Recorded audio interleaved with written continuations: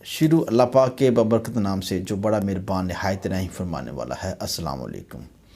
میں حکیم سید ظہور احمد شاہ صدا دعا خانہ بنگاہیات پاک پتن کی جانب سے خوش آمدید کہتا ہوں۔ ناظرین، آج میں بات کرنے والا ہوں شوگر کے متعلق مکمل معلومات پر اور اس کے علاج پر۔ ناظرین، ذیابیطس کو طبی اصطلاح میں ڈائبٹیس میلیٹس کہتے ہیں۔ یونانی زبان میں ڈائبٹیس کا مطلب ہے گزرنا اور میلیٹس کا مطلب ہے شکر، یعنی کہ اس مرض میں شکر بغیر جزو بدن بنے پیشاب کے ذریعے خارج ہو جاتی ہے، اس لیے اسے ذیابیطس کہتے ہیں۔ ناظرین، یہ شوگر کی جو نارمل ویلیو ہوتی ہے جسم کے اندر، میں آپ کو وہ بھی بتا دیتا ہوں۔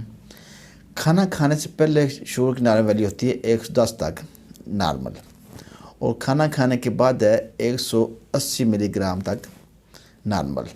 جن لوگوں کی خالی پیٹ 110 سے زیادہ شوگر آتی ہے وہ شوگر کے مریض ہیں، اور جن لوگوں کی کھانا کھانے کے بعد 180 سے زیادہ شوگر آتی ہے وہ بھی شوگر کے مریض ہیں۔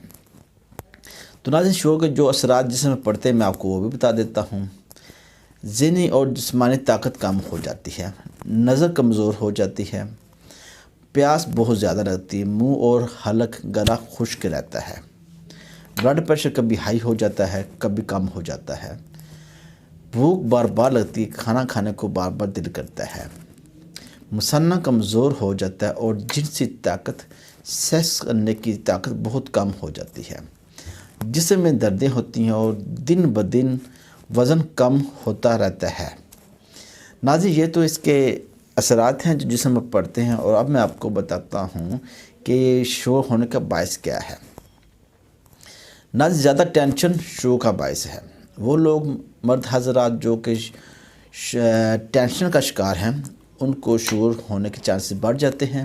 اس کے علاوہ وہ لوگ جو کہ بسیار خوری کے عادی ہیں، مطلب بار بار کھانا کھانے کے عادی ہیں اور زیادہ مقدار میں کھانا کھانے کے عادی ہیں، ان کو شوگر ہونے کے چانسز بڑھ جاتے ہیں۔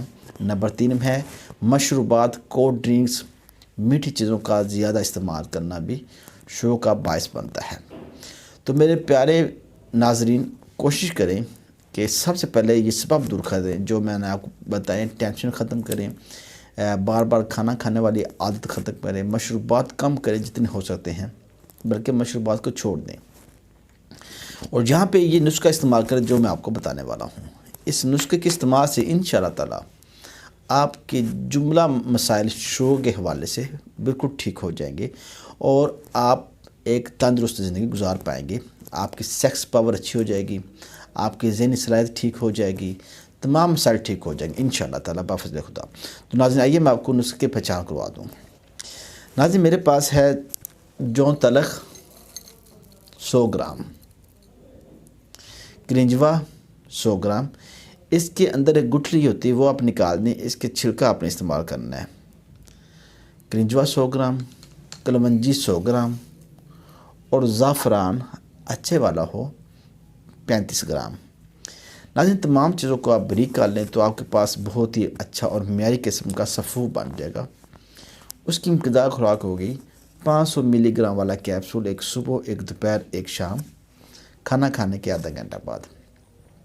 ناظرین، ساتھ میں آپ نے جو پرہیز کرنا ہے، ٹوٹل میٹھی چیزوں پرہیز کریں گے، واک کو اپنا معمول بنا لیں، انشاءاللہ تعالی 41 دن کے اندر اندر آپ کی شوگر نارمل ہو جائے گی، اور آپ ایک تندرست مرد کی طرح زندگی گزار سکیں گے۔ ہماری ویڈیو اچھی لگے لائک اور شیئر کریں، ہمارے چینل کو سبسکرائب کریں تاکہ ہماری ہر آنے والی ویڈیو سے آپ مستفید ہو سکیں۔ دعاؤں میں یاد رکھیں۔ اللہ حافظ۔